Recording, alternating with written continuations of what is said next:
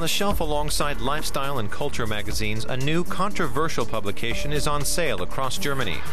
Called Zeitungszeugen, or Newspaper Witnesses, the magazine reprints old newspaper articles from the Nazi era. It was planning to publish annotated passages from Adolf Hitler's book Mein Kampf, but a German court ruled the magazine can only print the annotations. The excerpts themselves had to be pixelated. The affair has sparked an ideological clash over whether Germany can now cope with its most infamous book. I think there's a reason the book is banned. And today, what with the recent neo-Nazi gang and National Socialism revelations, it's all the more dangerous. I certainly wouldn't publish it. If you or I were to read it, we'd know what to make of it, but many others don't.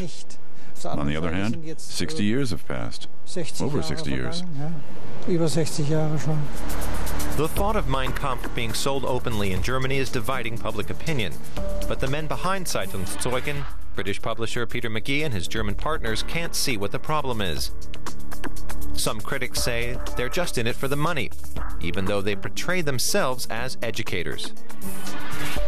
It's unpleasant for us Germans to look back on the crimes that were committed in our name, and that's as it should be.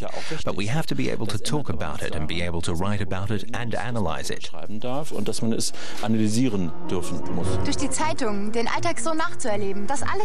publisher ran TV spots to promote its controversial weekly magazine. The edition about Mein Kampf flew off the shelves, selling nearly 100,000 copies, twice as many as usual.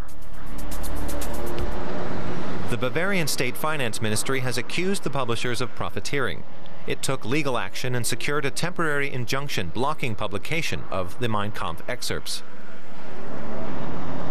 The state of Bavaria owns the copyright and for the past 60 years has said it won't allow distribution of this inflammatory book. If so, we want it to be discussed academically and not sold commercially. We have a historical responsibility. Hitler dictated the book while in prison in 1924, where he was serving a one-year sentence for his part in an attempted coup. At the end of the Second World War, the occupying powers awarded the copyright to Mein Kampf to the state of Bavaria. The copyright ends in 2015, 70 years after Hitler's death.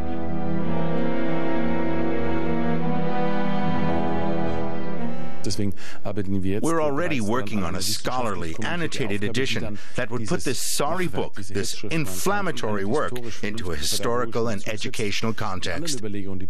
Simply releasing the book as it is could lead to it being misused, not only commercially, but also as propaganda. But many politicians say those concerns are unfounded. Among them is German parliamentarian Sönke Rix, who's been studying the far right for years. Of course there are people on the far right who invoke the book. They don't look at it critically but see it as their guide.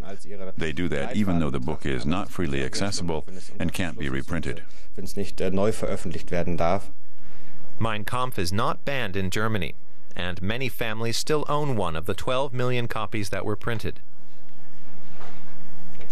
Anyone who's interested can easily get their hands on one, either over the internet or by ordering from abroad. Some websites even offer an audiobook version. That's why some scholars think it's pointless to hide the book away, including Horst Püttke, who wrote the annotations to the passages in Zeitungszeugen. In academia, we have the right to make direct quotes so our assertions can be checked.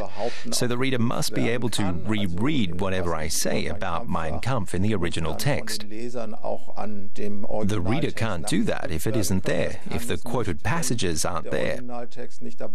Legally, I don't think what has happened holds any water.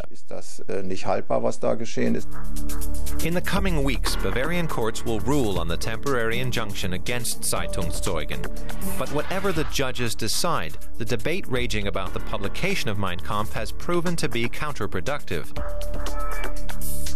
Instead of being the subject of public discourse, the book has attained something of a mystical status and has become more than just the repugnant ramblings of a madman.